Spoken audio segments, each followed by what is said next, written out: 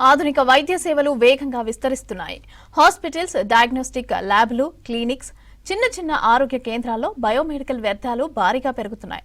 చికిత్స, పరీక్షలు, శస్త్రచికిత్సలు, వ్యాక్సినేషన్ వంటి విధుల్లో ఉపయోగించే సూదులు, బ్యాండేజీలు, బ్లడ్ బ్యాగులు, గ్లోవ్స్, అవశేషాలు, కెమికల్ వ్యర్థాలను సరైన విధంగా నిర్వహణ చేయకపోతే ప్రజారోగ్యానికి తీవ్ర ముప్పు ఏర్పడుతుంది. అయితే ఆ ముప్పే ఇప్పుడు ప్రజలను ఇబ్బంది పెడుతోంది.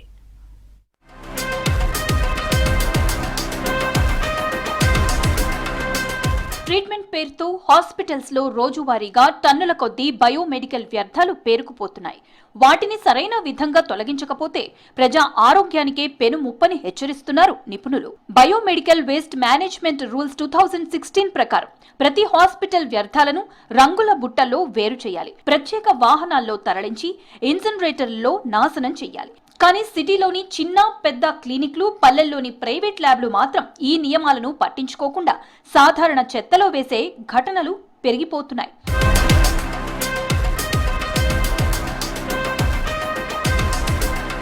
ముఖ్యంగా నీడిల్స్ తో ఎయిడ్స్, హెపటైటిస్, సెప్టిక్ ఇన్ఫెక్షన్లు వంటి వ్యాధులు వేగంగా వ్యాపించే అవకాశాలు ఉన్నాయి. క్లీనింగ్ మేనేజ్మెంట్ కి కష్టం కావడంతో రాష్ట్రంలో 12 కామన్ బయోమెడికల్ వేస్టేజ్ ఫెసిలిటీస్ వచ్చాయి. అక్కడ 800 నుంచి 1100 డిగ్రీలో కాల్చకపోతే దీని నుంచి వచ్చే గాలి ప్రమాదకరమని అంటున్నారు సైంటిస్టులు.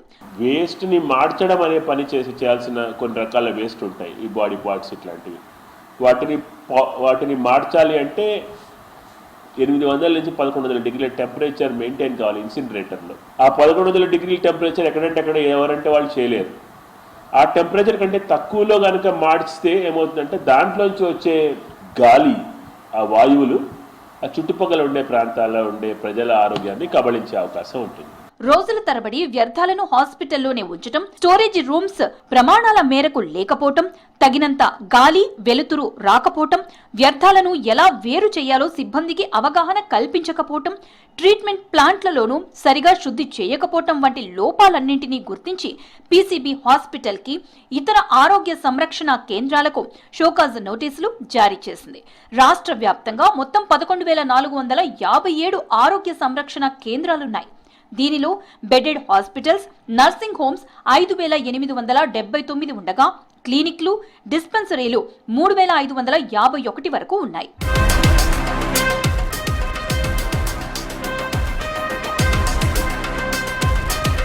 ఆరోగ్య సేవలు ఎంత ముఖ్యమో వాటి నుంచే వచ్చే వ్యర్థాల నిర్వహణ కూడా అంతే ముఖ్యమని హెచ్చరిస్తున్నారు నిపుణులు.